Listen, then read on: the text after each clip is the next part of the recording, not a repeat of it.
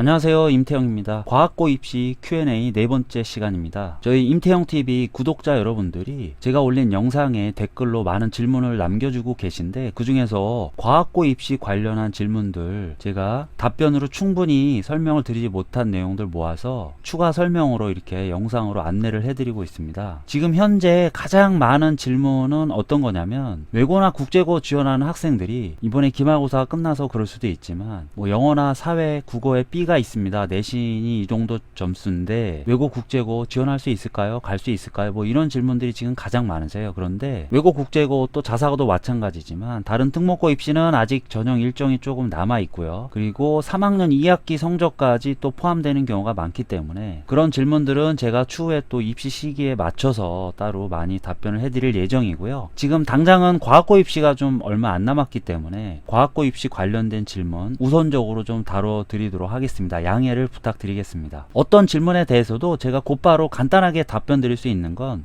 댓글, 답글을 통해서 답변 드리고 있으니까 앞으로도 많은 질문 부탁드리겠습니다. 본격적으로 질문 내용 한번 살펴볼게요. 정서영 님께서 올려주신 글입니다. 학부모님이신 것 같은데요. 과학고를 목표로 하고 있는 학생입니다. 삼국지 15권, 만화책 10회독, 그 다음에 해리포터 전권 10회독 이상. 읽은 책은 독서 목록에 기록해도 되나요? 남자아이라 이런 종류의 책을 주로 읽습니다. 문학책 수준이 어느 정도인지 궁금합니다. 예를 들어 랄슨 선생님 구하기, 그 다음에 이게 얀손씨 같은데요. 이게 아마 오타신 것 같습니다. 얀손씨의 양복, 길모퉁이 행운돼지 등등 200페이지 내외의 문학책도 써도 되나요? 뭐 이런 질문 남겨주셨습니다. 저도 영상에서 자주 말씀드리고, 그리고 저 이외에 다른 여러 입시 전문가분들, 교육 전문가분들이 이 독서의 중요성을 강조하시는 경우가 상당히 많은데요. 독서에 대한 다양한 질문들이 나올 수 있지만 입시 닥쳐서는 특히 학교생활기록부를 관리한다는 입장에서는 주로 이런 종류의 질문들이 많이 있으십니다. 아이가 책은 많이 읽는데 이게 수준이 그렇게 높은 것 같진 않고 또 입시하고 그렇게 연관성이 높은 것 같지 않아서 오는 질문이신 것 같습니다. 결론부터 말씀드리자면, 지금 과학고를 목표로 하고 있는 학생이 지금 여기 적어주신 것처럼 삼국지나 해리포터나 또는 약간 창작동화 같은 200페이지 내외의 간단한 소설책들 읽은 독서 이력 자체가 과학고 입시에 그렇게 유용하다고 보기는 좀 어렵습니다. 당연히 과학고는 수학과학 인재들을 뽑기 위한, 그리고 그런 학생들을 길러내기 위한 교육기관이다 보니까 학생을 선발할 때에도 수학과학 쪽에 초점을 둘 수밖에 없는 게 현실입니다. 그리고 실제로 학생을 면담, 면접하거나 또 학교생활기록부를 검토하시는 분들도 대부분 수학과학에 관련된 교과 선생님들이신 경우가 많으시기 때문에 아무래도 선생님들도 사람이신데 본인이 관심 있고 잘 알고 전공하고 공부해온 분야의 책들에 더 눈이 가시겠죠. 여기 나와 있는 해리포터나 삼국지가 책이 나쁜 책이라서라기보다는 그런 현실적인 문제가 좀 있는 겁니다.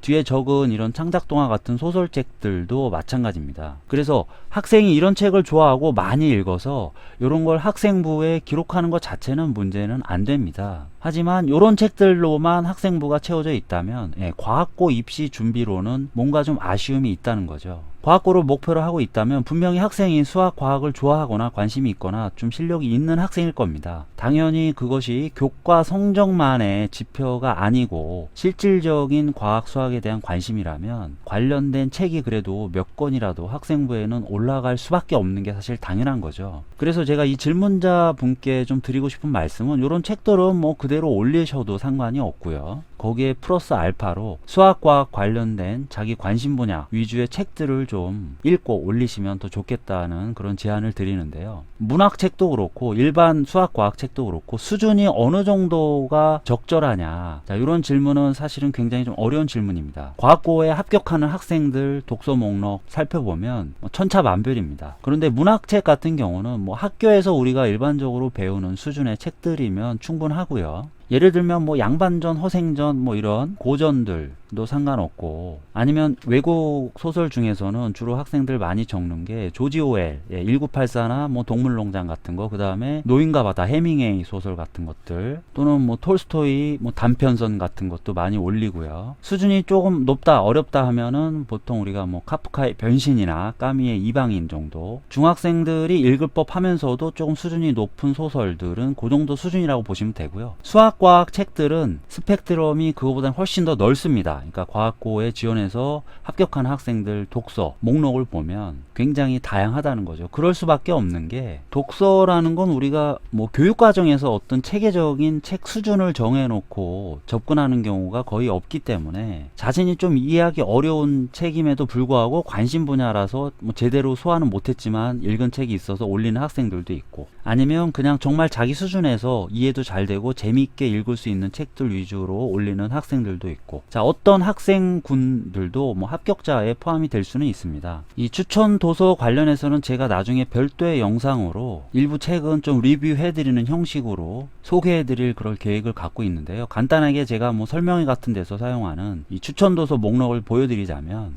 초등학생이나 중학생들 수준에서 읽을 수 있는 책들, 또 학생들 학교생활기록부에 많이 기록되는 책들은 주로 이런 겁니다. 뭐 과학공학국, 법정 시리즈, 이건 주로 초등학생 때 재밌게 많이 읽죠. 하지만 중학생들도 읽어도 괜찮습니다. 그냥 1, 2학년 때 재미로 읽기 좋은 책이고요. 그 다음에 뭐 수학자가 들려주는 수학 이야기, 과학자가 들려주는 과학 이야기. 자, 요 정도 수준이 정말 중학교 수학과학에 관심 있는 학생들이 그냥 무난하게 가볍게 읽기에는 가장 좋습니다. 그리고 시리즈 재밌게 읽기에 뭐 화학이 화끈화끈, 뭐 이런 물리가 물렁물렁, 뭐 이런 책 시리즈들 아마 보신 적 있으실 거예요. 이런 종류의 책들이 정말 가볍게 시작할 수 있는 책들이고요. 실제로 과학고나 이 특목고에서 재학생들한테 추천하는 도서들 목록을 보면 수준이 이제 훨씬 높아집니다. 여기 보시면 아시겠지만 이기적 유전자, 부분과 전체, 종의기원, 논어, 엔트로피, 뭐 과학혁명의 구조, 이런 책들. 근데 이런 책들은 지금 사실 중학생들이 읽기에는 조금 어렵습니다. 물론 학생 독서 수준에 따라서 다르겠지만 일반적으로는 학생 혼자서 읽고 완벽히 소화하기에는 무리가 있는 책들입니다. 그래서 아까 보여드린 책 목록과 요 책 목록 사이 중간 수준의 책을 찾는 게 되게 중요한데, 보통의 과학고 지원자들한테는 그런 책들이 필요한데 그런 책들이 많지가 않습니다. 그리고 학생 개인에 따라서 그게 적합할 수도 있고, 또 그런 책들조차도 어려운 학생들이 있을 수 있기 때문에 제가 이렇게 목록화해서 소개해 드리는 데는 한계가 있어서 유감스럽지만, 지금 생각나는 거 몇 가지만 말씀드리자면, 뭐 정재승의 과학 콘서트라든지, 그 다음에 파인만의 6가지 물리 이야기, 아니면 컴퓨터나 인공지능 쪽에 관심 있는 학생들은 최근에 발간된 세상을 만드는 글자 코딩, 뭐 이런 책들이 과학고를 지원하는 수준의 학생들이 평균적으로 소화하기 좀 무난한 책들. 하지만 개인차가 크기 때문에 일반화해서 말씀드리긴 저도 좀 부담이 있습니다.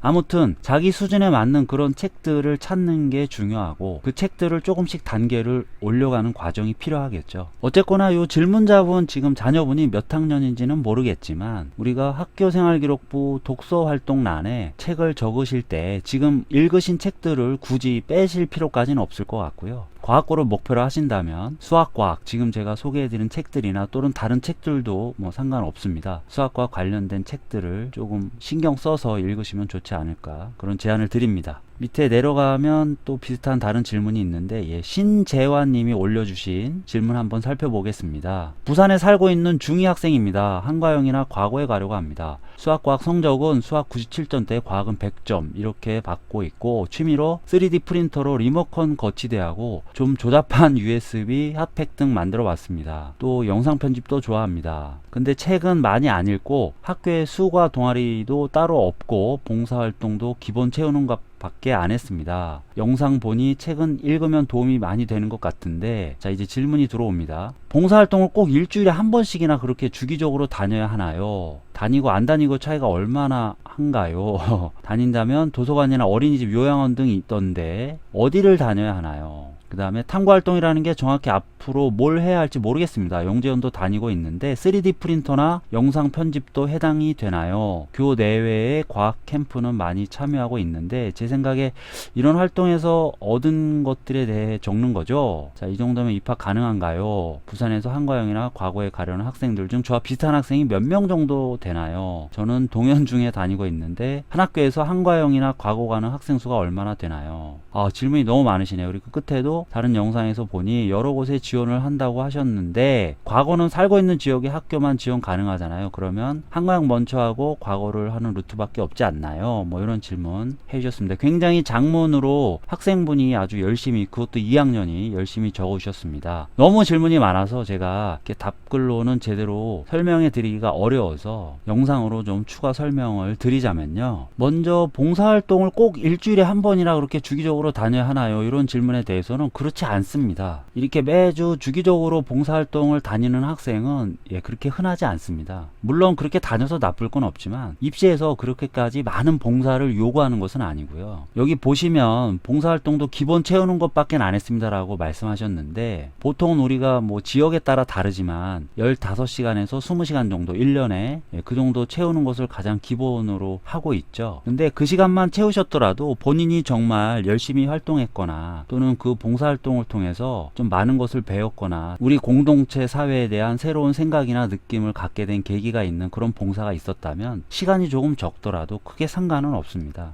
다만 우리가 이 봉사라는 건 아무래도 진정성의 문제를 중요하게 생각할 수밖에 없기 때문에, 그러니까 입시에서 선생님들이 평가하실 때 이 학생이 한 봉사가 형식적으로 그냥 시간 때운 건지 시간만 채운 건지, 아니면 진짜 봉사에 관심을 갖고 우리 사회에 기여하기 위한 노력의 일환으로서 봉사를 진행한 건지, 이런 것들에 관심을 가질 수밖에 없기 때문에 단순히 그냥 학교에서 하는 무슨 환경 정화 활동 이런 것만 학생부에 있다면 본인의 인성이나 또는 어떤 사회성과 관련해서 긍정적인 평가를 받는 게 조금 어려울 수 있겠죠. 그래서 제가 추천드리는 건 방학 때나 아니면 기말고사, 중간고사 끝나고 좀 시간이 되실 때 여기 나와 있는 뭐 도서관도 괜찮고 어린이집, 요양원도 괜찮고, 그래도 우리가 하나의 봉사활동에 대해서 최소한 5시간에서 10시간 정도는 활동을 해봐야 그 활동에 대해서 본인이 할 얘기도 있고 또 뭐 열심히 했다고 말했을 때 보시는 선생님들 입장에서도 신뢰가 갈 수 있기 때문에 한두 시간씩 이것저것 하시기보다는 하나의 봉사활동에 그래도 꾸준히 시간을 투자하시는 게 더 효율적이다.